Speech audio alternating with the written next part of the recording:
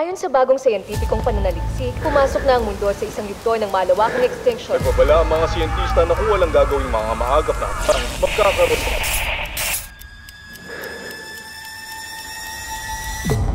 Dahil nagsimula na ang malalaking kalamidad, hindi ba't malapit nang bumalik ang Panginoon? Bababa na ang Panginoon. Sakay ng mga ulap para i-rapture tayo. Anong mga kwalifikasyon at kredensyal ang meron kayo para ilayo kayo ng Panginoon sa pagkamatay sa mga kalamidad? Kung tinatanggap namin ang makapangyarihang Diyos, ganun din ba sa panahon ng mga kalamidad? Oo naman, syempre.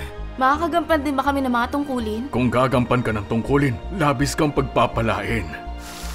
Sa mga taong ito, ng pangangaral at pagkampan ng tungkulin ko, nakaranas ako ng ilang malaking kalamidad at akpol kong nakitang nangyari ang mga ito. Tumawid kayo!